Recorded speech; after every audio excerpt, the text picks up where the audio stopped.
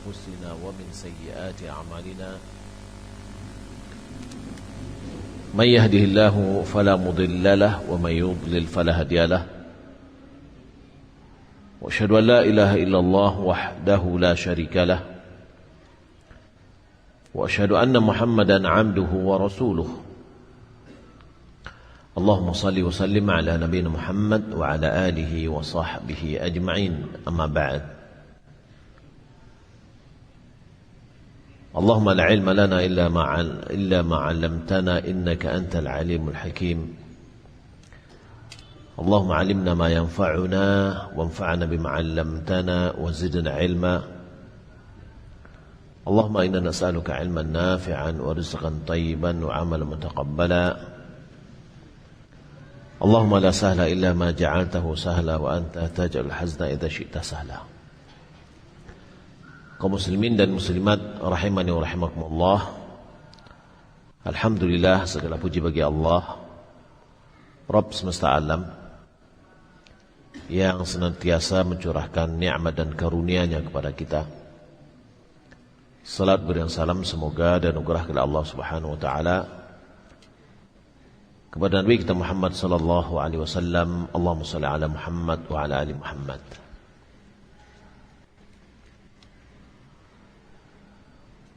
Kajian kita insyaallah temanya adalah potret dari kehidupan rumah tangga Rasulullah sallallahu alaihi wasallam.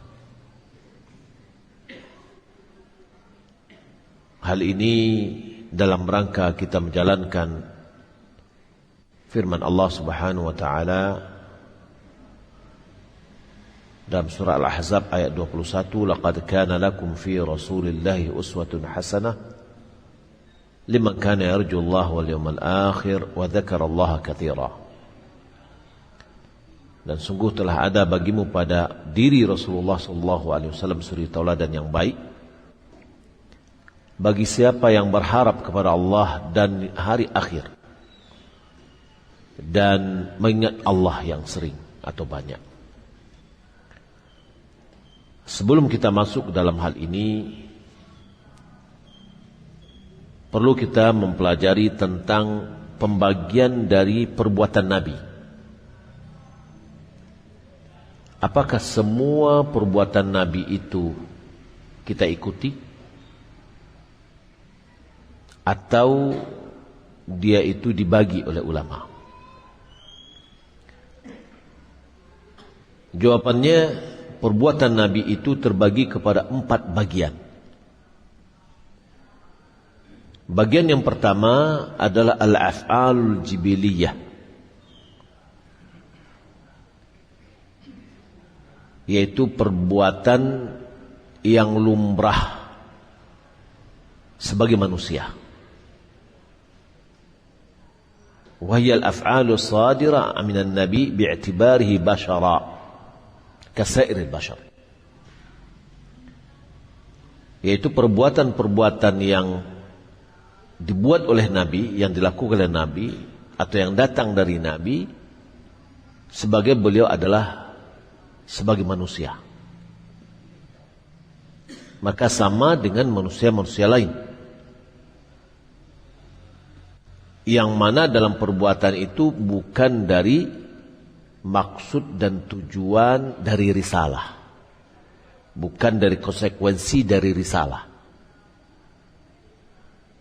Seperti apa? Seperti gerakannya, berdirinya, duduknya, berjalannya, makan dan minum, tidur. Maka perbuatan-perbuatan ini tidak berkaitan dengan perintah dan larangan.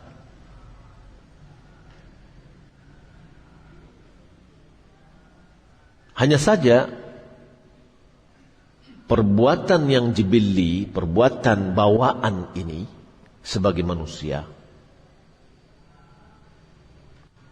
apabila Nabi continue melakukannya dalam bentuk melakukan dalam gambaran atau bentuk tertentu,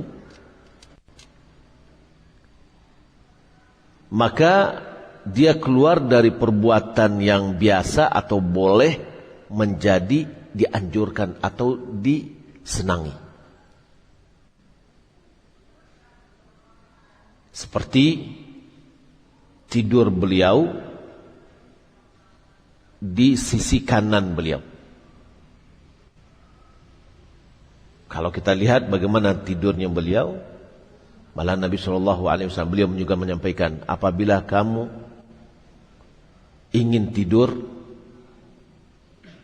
ya, maka tidurlah di arah kanan atau sisi kanan.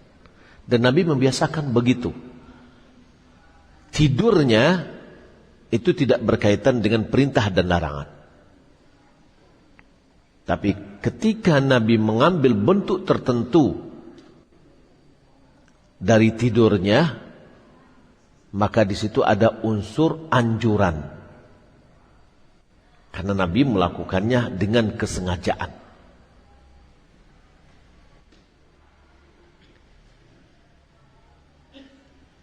Begitu juga apabila datang ungkapan Nabi yang mendorong untuk melakukannya.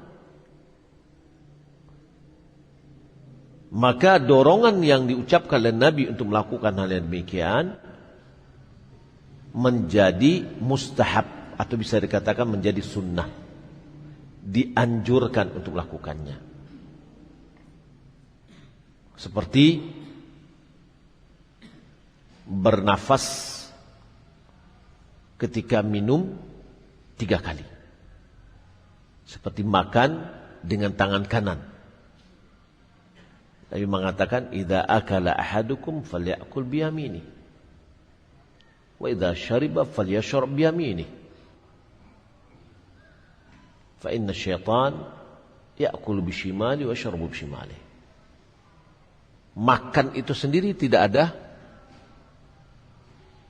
pahalanya. Tidak terkait dengan pahala. Tapi ketika bentuk tertentu, apalagi didorong oleh Nabi SAW dalam bentuk tertentu dengan ungkapannya, maka disitulah bernilai dianjurkan untuk melakukan itu. Pakai sandal. Semua kita pakai sandal, membuka sandal. Tapi Nabi, sebagaimana Aisyah mengatakan, kana yu'jibuhu tayammun. Nabi sangat menyukai yang bagian kanan, mendahulukan bagian kanan.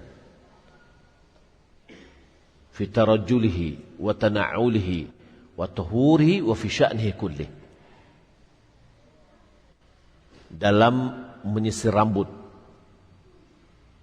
di dalam memakai sandal, menyisir rambut bagian kanan dari kepalanya.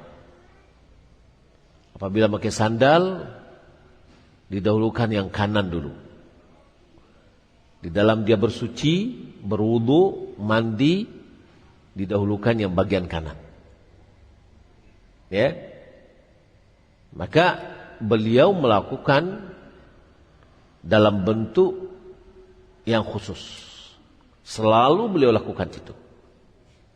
Maka kondisi yang seperti itu jatuh kepada istihbab. Yani dianjurkan kita melakukannya. Tapi kalau seandainya tidak ada kondisi tertentu dan tidak ada dorongan anjuran tertentu dari ungkapannya, maka itu mubah.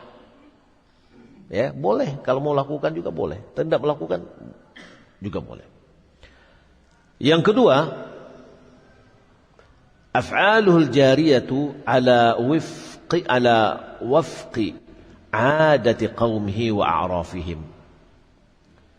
Perbuatan beliau yang berlaku sesuai dengan adat kebiasaan dari kaumnya, urf, kebiasaan dari masyarakatnya. Dia lakukan seperti itu. Ya. Mimma lam yadulla dalilun ala irtibatiha bisyara'. Dari perkara-perkara yang tidak ada dalil yang menunjukkan adanya kaitannya dengan syariat. Seperti apa? Seperti perkara-perkara pakaian yang berhubungan dengan pakaian. Karena pakaian itu kembali kepada adat kebiasaan dari masyarakat dari satu negeri.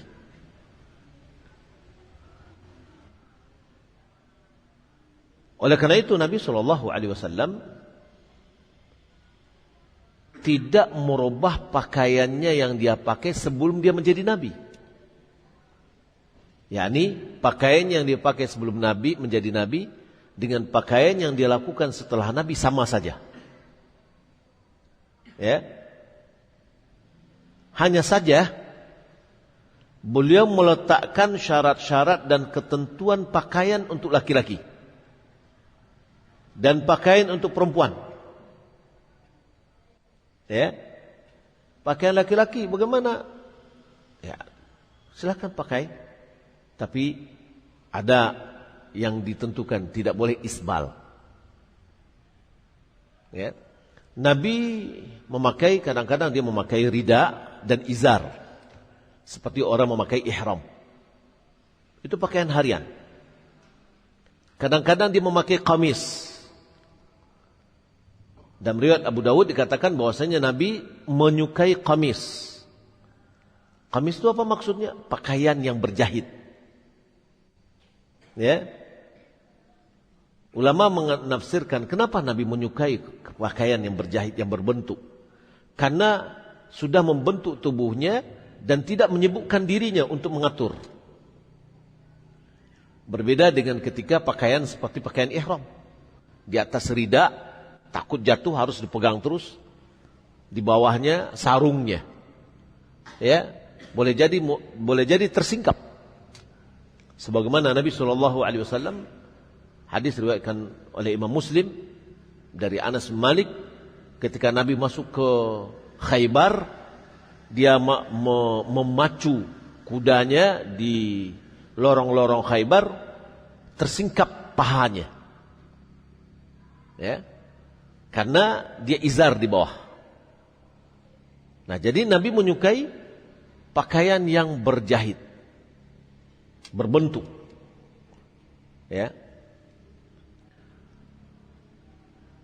Pakaian perempuan, silakan pakai pakaian perempuan, asalkan menutup aurat.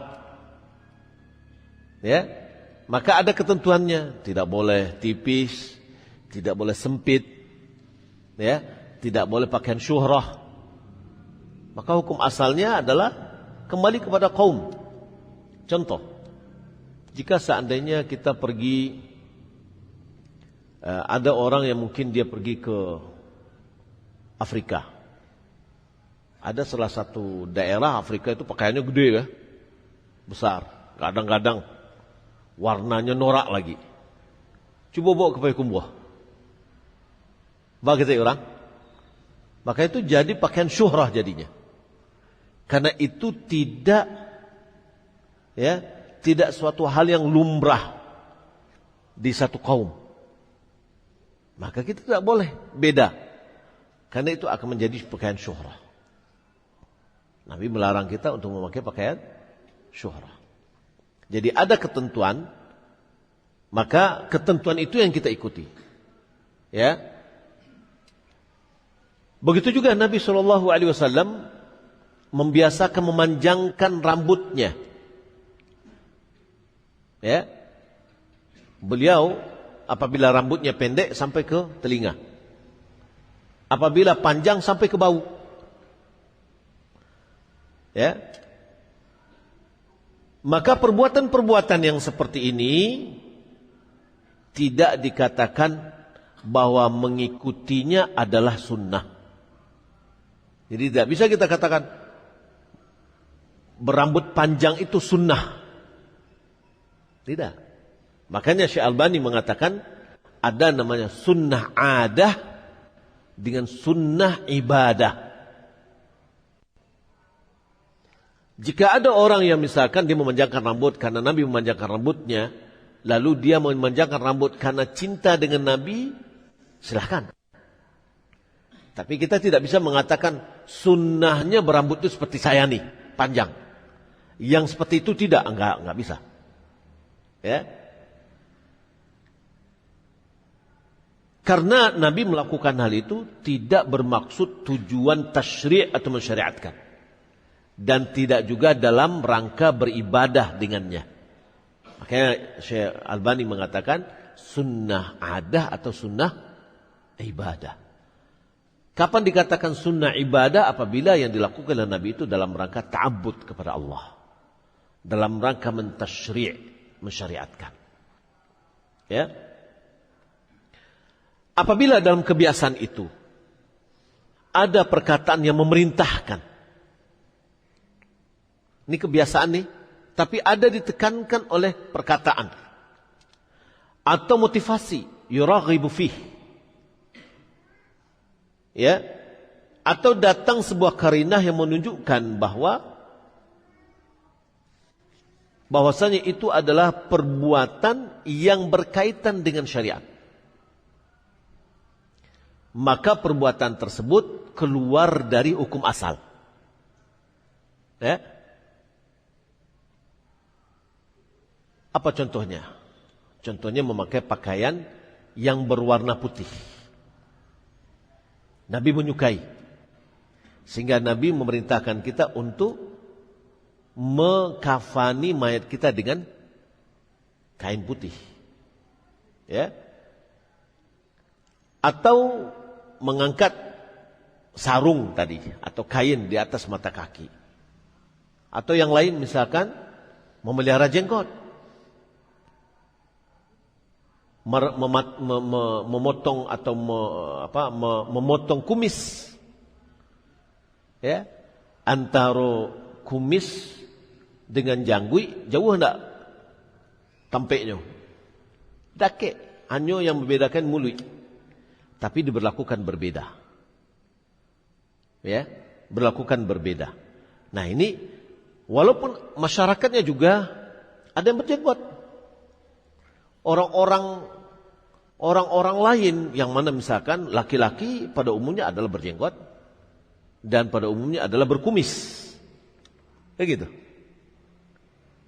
Nah, Nabi SAW mengatakan dalam berjenggot, khaliful majusi.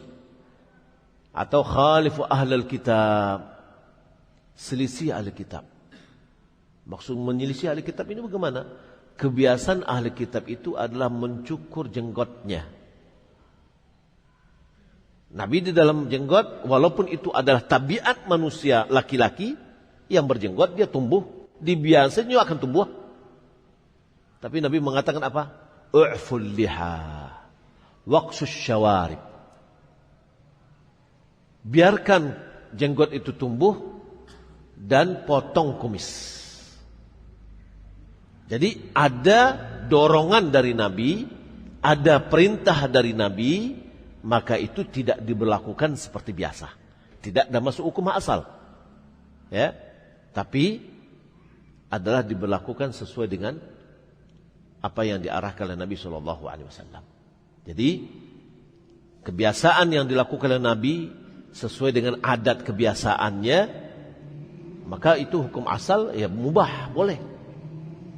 Kecuali ada dorongan. Ketika ada dorongan atau ada perkataan, ada perintah, maka perintah itu sudah masuk dia kepada hukum tasyri'. Maka dalam usul fikih misalkan, al-aslu fil amri lil wujub. Hukum asal dari perintah, jika ada datang perintah, hukum asalnya adalah wajib. Illa ma ja'a dalil ala khilafihi. Illa ma dalla dalilun ala khilafihi. Kecuali kalau ada dalil yang menunjukkan tidak kepada wajib. Taib. Jadi yang pertama ada perbuatan yang lumrah sebagai manusia. Yang kedua perbuatan yang beliau lakukan mengikuti adat dan kebiasaan kaumnya. Ya. Namun kalau seandainya ada kaum yang mereka biasa mencukur jenggot, tidak diikuti oleh Nabi. Di situ masuk kepada tasyri'. Yang ketiga, af'aluhul khassah bihi. perbuatan-perbuatan beliau yang khusus untuk beliau. Maka dalam hal ini tidak disyariatkan bagi kita untuk mengikutinya. Ya, karena itu khusus untuk Nabi. Apa contohnya? Contohnya Nabi menyambung puasanya. 1 hari, 2 hari, 3 hari. Malam pun beliau berpuasa. Atau yang lain, beliau menggabungkan istri-istrinya atau berpoligami lebih dari 4 orang. Itu adalah khusus untuk Nabi. Atau nikahnya Nabi dengan orang yang menghadiahkan dirinya, wanita yang menghadiahkan dirinya kepada beliau tanpa mahar. Ya, itu khusus untuk Nabi dan yang lain. Apabila ada dalil yang menunjukkan itu ada khusus untuk Nabi, maka itu tidak boleh atau tidak boleh diikuti oleh umatnya. Yang keempat adalah perbuatan al-fi'lu at-ta'abbudi. Perbuatan yang ada unsur ibadah. Yaitu perbuatan yang dikerjakan oleh Nabi SAW dalam rangka beribadah kepada Allah. Maka perbuatan ini adalah perbuatan yang kita mencontoh Nabi. Karena inilah tujuan atau maksud atau konsekuensi dari risalah. Ya. Maka perbuatan ini boleh jadi dia unsurnya wajib atau mustahab atau sunat.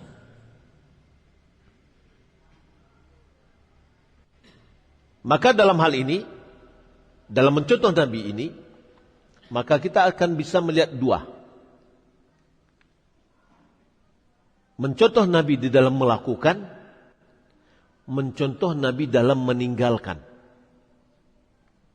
Yang dimakan oleh ulama, sunnah fi'liyah dan sunnah tarkiyah. Apa maksudnya? Apabila Nabi melakukan, dalam rangka beribadah ini, apabila Nabi melakukan, maka sunnahnya kita lakukan. Apabila Nabi meninggalkan dalam rangka beribadah, ya, maka sunnahnya kita tinggalkan. Tidak kita lakukan. Mana contohnya? Contohnya adalah seperti puasa hari Arafah. Bagi orang yang tidak melaksanakan haji, sunnahnya adalah dia mengerjakan puasa. Ya, dia mengerjakan puasa karena nilainya adalah menghapus 1 tahun yang telah berlalu dan menghapus 1 tahun yang akan datang. Lalu bagaimana dengan orang yang pergi haji? Ya, bukankah rasa-rasanya nih, kita di Mekah, kita sedang wukuf, kita sedang beribadah, kita sedang haji, lalu kita berpuasa. Rasanya itu akan lebih maksimal lagi. Lalu kita lihat perbuatan Nabi. Apakah Nabi puasa tanggal 9 Zulhijjah waktu hari Arafah ketika beliau wukuf? Jawabannya tidak berpuasa. Maka kita katakan sunnahnya bagi orang yang haji tidak berpuasa pada tanggal 9 Zulhijjah, pada saat wukuf. Kenapa begitu? Karena Nabi tidak berpuasa. Ya. Maka begitu juga orang-orang yang haji tidak berpuasa pada hari tersebut. Jadi al-maksud bituruk atau maksud dari meninggalkan yaitu tarkuhu fi'la amrin minal umur. Nabi tidak melakukan sebuah perkara dari perkara-perkara yang ada, wa ma'rifatu tarkihi li amrin minal umur, untuk mengetahui kenapa Nabi meninggalkan perbuatan itu, yakunu bitariqaini, ada dengan 2 cara. Al-awwal, yang pertama, at-tasrih bi annahu taraka kadza wa kadza. Yang pertama adalah adanya keterangan penjelasan bahwasanya Nabi meninggalkan atau tidak melakukan ini dan itu. Walam yaf'alhu, dia tidak lakukan. Ya, kaqauli sahabati fi salatil Id, sebagaimana perkataan sahabat dalam salat Id, anna Rasulullah sallallahu alaihi wasallam shallal 'ida bila adzanin wala iqamatin. Bahwasanya Nabi salat Id tanpa ada azan dan tanpa ada iqamah. Ya, berarti ini penjelasan dari sahabat bahwasanya Nabi tidak melakukan azan di waktu untuk salat Id dan juga tidak ada iqamatnya. Yang kedua, adamun naqlis sahabat li fi'li alladhi law fa'alahu an-nabi latawattarat himamuhum wa dawa'ihim ala naqlihi lil ummah. Tidak adanya sahabat menukilkan akan perbuatan Nabi ini. Ya, tidak ada sahabat yang menceritakan Nabi melakukan itu. Kalau seandainya Nabi melakukan itu, maka pastilah ada riwayat-riwayat dari para sahabat, ya, karena keinginan sahabat yang punya keinginan yang tinggi untuk menukilkan perbuatan Nabi kepada umat. Ya.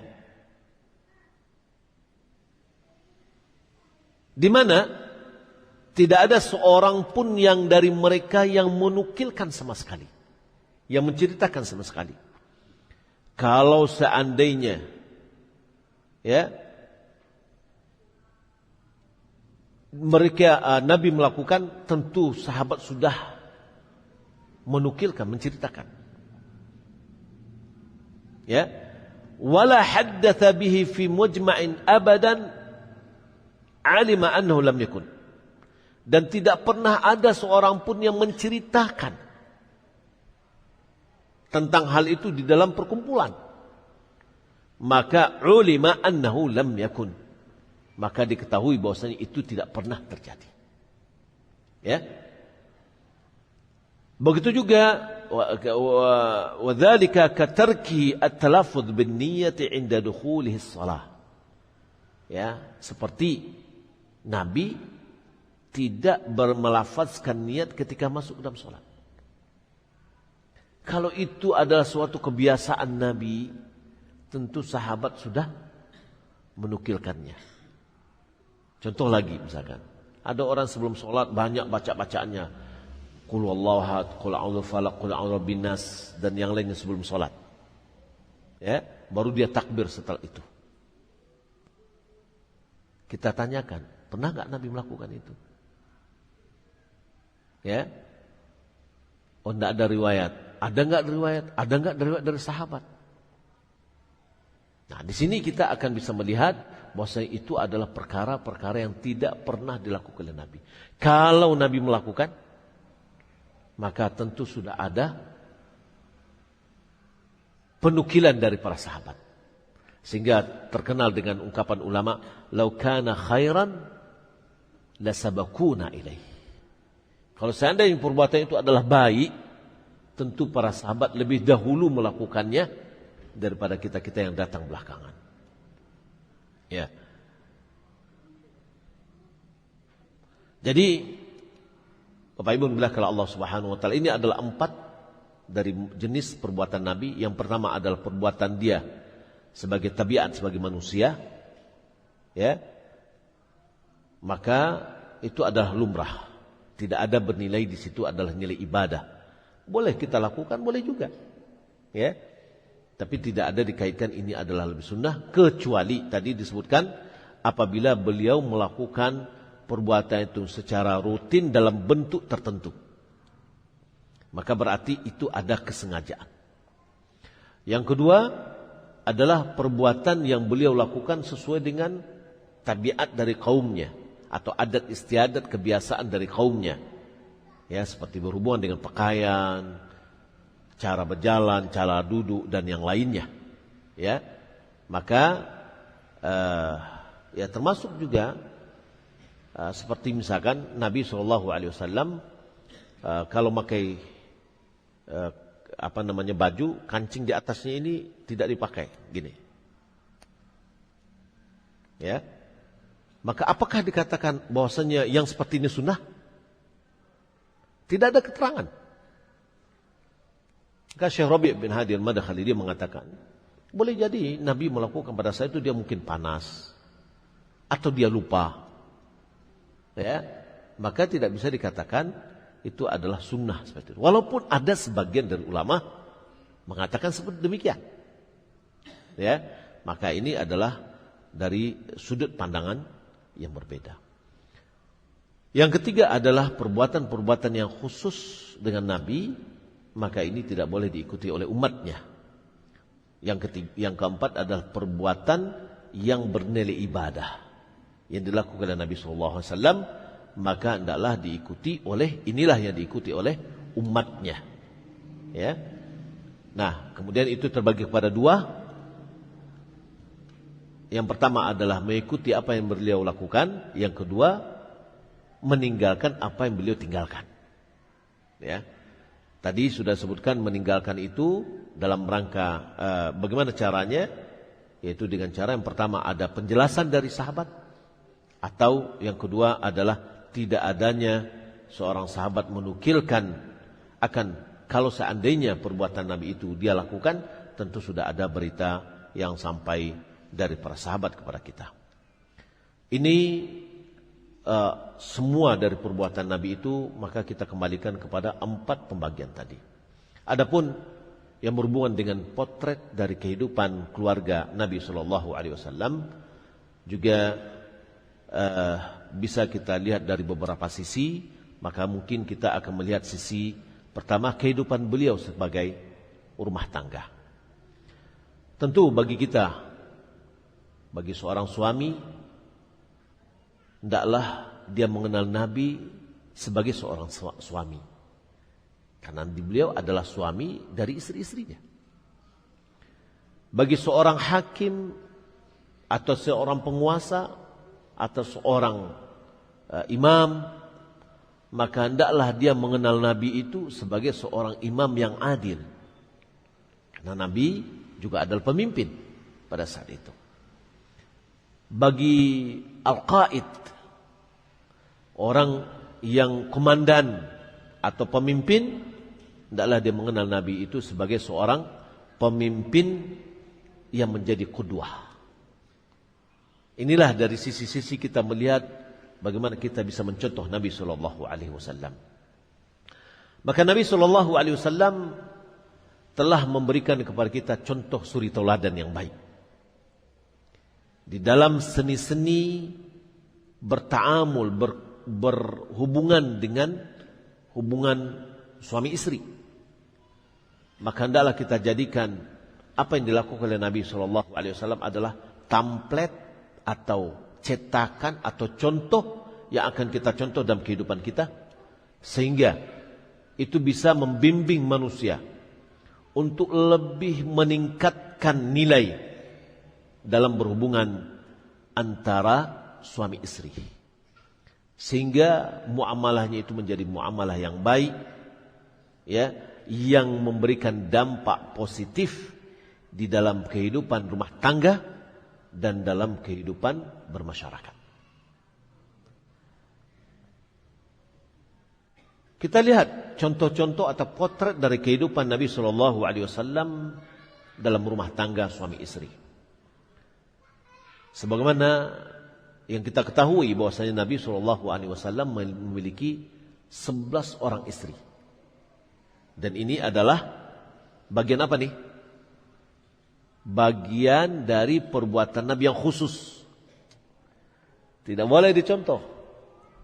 Bagi orang, bagi umatnya maksimalnya hanya ada 4. Kalau dia mau berpoligami. Istri-istri Nabi SAW ada 11, Khadijah, Aisyah, Hafsah, Sauda, Zainab. Ya, kemudian Zainab itu ada 2, kemudian Ummu Salamah, kemudian Ummi Habibah, kemudian Maimunah, kemudian Juwairiyah, kemudian Sufiyah.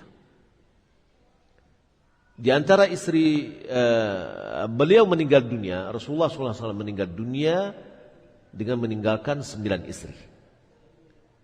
Berarti ada 2 orang istri beliau meninggal dunia pada saat beliau hidup. Yaitu yang pertama adalah Khadijah, yang kedua adalah Zainab bintu Khuzaimah. Nabi SAW hidup bersama istri-istrinya yang suci, kehidupan yang berbahagia, kehidupan yang baik, yang bisa kita jadikan sebagai contoh yang sangat mendetail dalam kehidupan kita sehari-hari. Dia adalah contoh yang rinci sebagai implementasi dari firman Allah Subhanahu wa taala, wa'ashiruhunna bil ma'ruf. Gawilah istri-istri itu dengan cara yang ma'ruf, dengan cara yang baik. Bagaimana cara yang baik? Contohlah bagaimana potret kehidupan Nabi, bagaimana dia memperlakukan istri-istrinya. Apa makna ma'ruf? Ma'ruf dalam bahasa Arab adalah kalimatun jami'atun likulli fi'lin wa qawlin wa khuluqin nabil. Ma'ruf itu adalah sebuah ungkapan yang mencakup seluruh perbuatan, perkataan, dan akhlak yang baik. Perbuatan yang baik itu ma'ruf. Perkataan yang baik itu ma'ruf. Akhlak yang baik itu ma'ruf. Maka Nabi SAW adalah manusia yang sebaik-baik manusia di dalam memperlakukan atau bergaul atau hidup bersama istri-istrinya. Ya. Kenapa tidak? Yang mana beliau sendiri mengatakan khairukum li ahlihi wa ana khairukum li ahli. Sebaik-baik kalian adalah orang yang paling baik dengan istrinya, dan aku adalah orang yang terbaik di antara kalian terhadap istriku sendiri. Jadi Nabi SAW memberikan penilaian yang baik seseorang itu adalah baik enggak hubungan dia dengan istrinya sendiri. Karena kita lihat ada orang dengan relasinya dia baik, tapi dengan istrinya sama sekali tidak baik. Berarti dia tidaklah orang yang baik sebagaimana dikatakan oleh Nabi. Ya, kita azan dulu ya. Silakan. Baik, kita lanjutkan Bapak Ibu yang dimuliakan Allah Subhanahu wa taala. Jadi Nabi SAW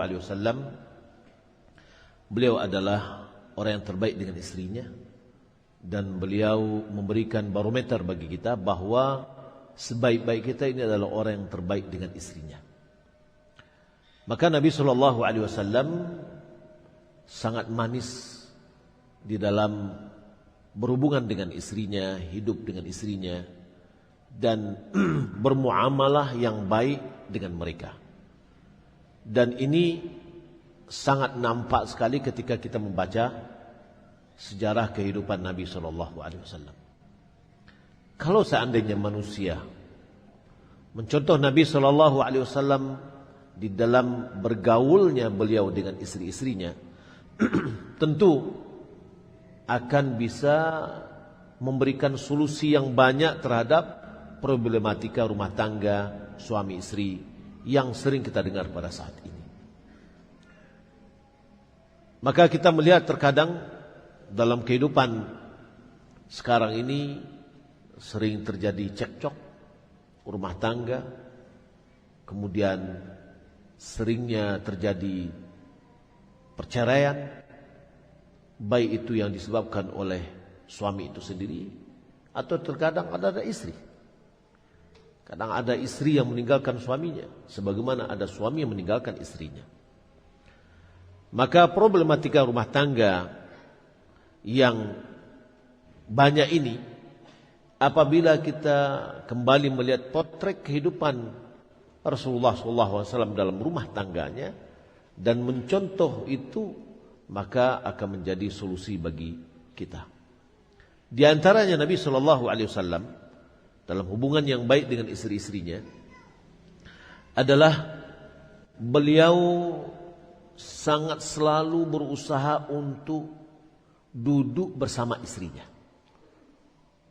Bermuanasah, yakni bercerita, ngobrol ya dengan istrinya. Kalau kita lihat sebagian rumah tangga, terkadang rumah itu hanya sebatas ya untuk tidur.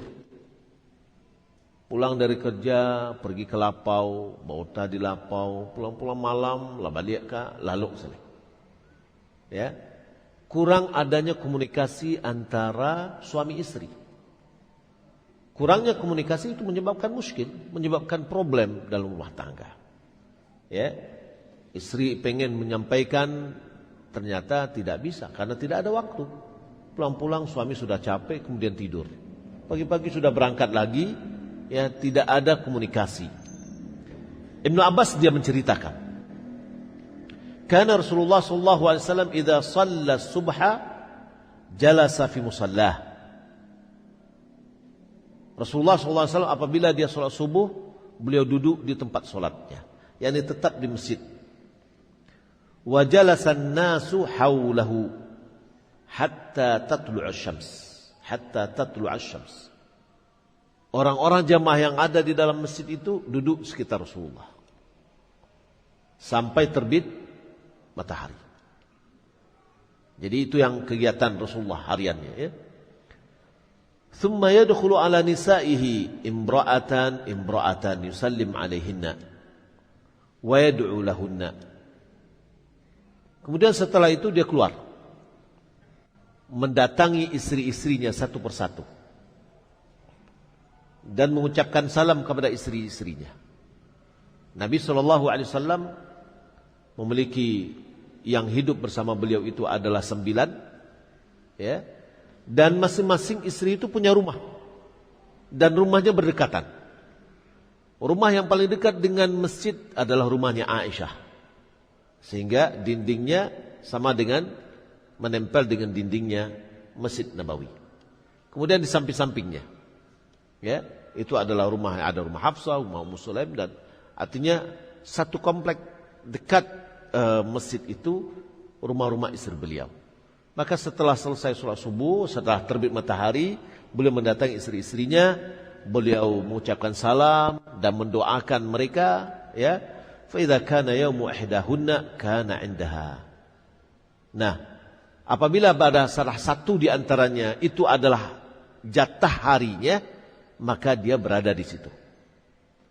Jadi setiap hari, setiap pagi itu tetap juga dia mendatangi semua istri-istrinya, ya. Kemudian di mana jatah dia, disitulah dia lebih lama. Artinya di situ dia berhenti. Maka setiap hari di awal harinya, pagi-paginya dia mau mendatangi istri-istri beliau, mengucapkan salam dan mendoakannya. Di akhir, yakni di sore hari, beliau duduk atau bermajlis dengan istrinya ini, yakni duduk bercerita, gitu. Ya, sebagaimana Aisyah radhiyallahu taala anha dia menceritakan, kana Rasulullah sallallahu alaihi wasallam idza sarafa min al-'asr dakhala ala nisaihi wa yadnu min ihdahunna. Aisyah menceritakan, Nabi sallallahu alaihi wasallam apabila setelah salat asar, beliau mendatangi istri-istrinya lagi. Ya, sebagaimana yang tadi pagi dia hanya salam, mendoakan. Berarti istri-istrinya tetap di bawah pengawasannya. Berarti dia selalu juga mendatangi istrinya. Tapi setelah asar ini enggak. Lebih dari tidak sekedar hanya salam saja. Ya, dan mendoakan. Assalamualaikum, semoga dimudahkan hari atau apa gitulah. Ya, doakannya dalam bahasa Arab. Setelah sholat asar, dia masuk kepada istri-istrinya, ini mendatangi istri-istrinya. Wa yadnu min ihdahunna. Dia mendekat. Yani qauluhu yufayadu min ihdahunna al-muradu bihi taqbil wa mubasyara min ghairi jima'. Yani dia datangi, boleh jadi dia cium, dia sentuh, tapi tidak berhubungan. Ya, artinya dia tetap datangi, Saya pernah di kampung kita ada dia punya istri 2, Cie di Telago, Cie di Padang Jopang. Ya, nah itu kalau misalkan jatah malamnya itu adalah di Telago, nanti asar bapak itu datang ke rumah istrinya, asar makan sore lah ya. Nah nanti balik lagi.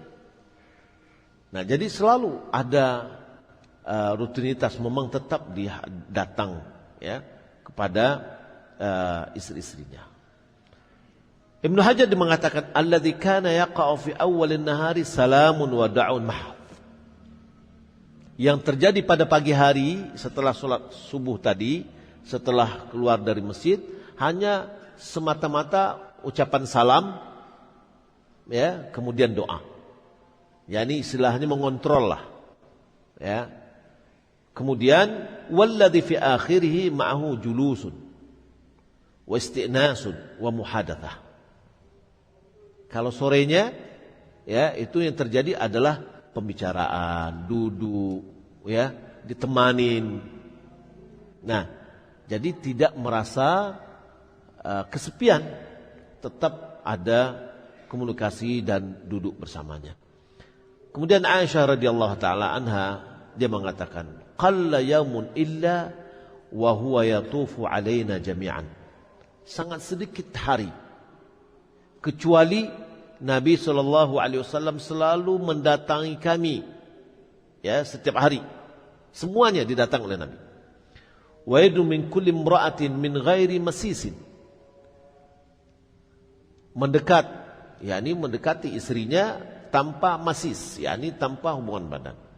Hatta yablugha ila allati huwa yaumuha fayabita indaha. Sampailah dia kepada giliran istrinya yang memang itu adalah gilirannya, maka dia tinggal di situ. Datang sini, duduk dulu, cerita apa gitu ya. Kemudian setelah itu datang sini lagi, cerita, duduk, tanya atau apa, dan sampai akhirnya yang terakhir adalah pada yang punya giliran. Lalu di sanalah dia berkelanjutan untuk malamnya. Nah, wa innama kana yaf'alu dzalika ta'nisan lahunna wa tatyiban liqulubihinna. Nabi lakukan itu adalah untuk menghilangkan rasa kesepian pada istrinya dan untuk mengobati hati-hati mereka. Ya, hatta yanfasil anhunna ila allati huwa fi yaumiha wa yatrukuha tayyibatal qalb. Sampai dia terakhir adalah kepada yang memiliki giliran, maka semua istrinya itu senang didatangi terus. Jadi tidak ada rasa kecemburuan yang muncul, tidak ada yang merasa lebih diperhatikan. Semuanya diperhatikan oleh Nabi sallallahu alaihi wasallam. Ya. Wa kana nisa'uhu la yafqudnahu. Istrinya tidak merasa kehilangan beliau. Ya. Malahan setiap hari mereka istri-istrinya melihat Nabi sallallahu alaihi wasallam. Ya, di mana dia ya berada, dan itu hari-hari yang dilakukan oleh Nabi sallallahu alaihi wasallam. Maka melihat dalam hal ini adalah mujalasah. Duduk berkomunikasi dengan istri-istri.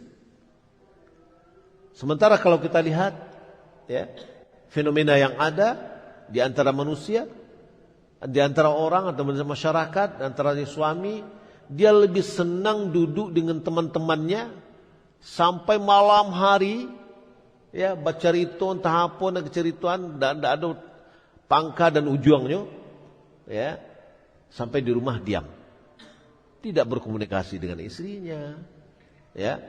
Nah makanya oleh karena itu, di antara hak dari istri adalah bagaimana seorang suami apabila dia setelah sholat Isya segera pulang ke rumahnya, ya, dan berkomunikasi dengan istrinya. Sampai Nabi SAW diceritakan oleh Aisyah radhiyallahu taala anha, sampai Nabi malam itu Aisyah bercerita dan dia menjadi pendengar yang baik, ya, menjadi pendengar yang baik sampai larut malam. Dan ini adalah bentuk kelembutan Rasulullah sallallahu alaihi wasallam. Bapak Ibu dimuliakan Allah Subhanahu wa taala. Jadi kalau kita lihat Nabi sallallahu alaihi wasallam adalah orang yang sangat lembut dengan istrinya, ya, sangat menjaga hati dari istri-istri beliau. Sehingga beliau betul-betul dikatakan adalah orang yang terbaik dengan istri-istrinya. Bapak Ibu dimuliakan Allah Subhanahu wa taala, ini adalah potret yang sangat sedikit, yang mudah-mudahan pada pertemuan berikutnya kita lihat lagi potret dari kehidupan Nabi sallallahu alaihi wasallam dengan istrinya, ya, bagaimana dia bersikap, ya, di mana bagaimana Nabi menyikapi istrinya yang sangat, pada satu kali datang rasa kecemburuan yang tinggi, ya, sampai Aisyah memukul mangkok yang dikirim oleh salah seorang istrinya. Lalu bagaimana sikapnya Nabi SAW yang lemah lembut? Kalau dibawa kawak mungkin, ya, entah ba'ah. Tapi Nabi SAW mengatakan, gharat ummukum, ibu kalian sudah cemburu. Dan itu adalah tabiat biasa. Namun Nabi SAW adalah orang yang sangat bijaksana di dalam bergaul dengan istri-istrinya. Dan insya Allah mudah-mudahan dalam pertemuan yang lain kita lihat lagi potret dari kehidupan rumah tangga Rasulullah SAW, sehingga bisa menjadi sebuah model bagi kita yang akan bisa kita lakukan dan bisa kita contoh, yang bisa mengurangi problematika rumah tangga. Demikian yang dapat kita sampaikan Bapak Ibu dimuliakan Allah Subhanahu wa taala. Mohon maaf atas segala kekurangan dan kesalahan. Terima kasih atas segala perhatiannya. Wassalamualaikum warahmatullahi wabarakatuh.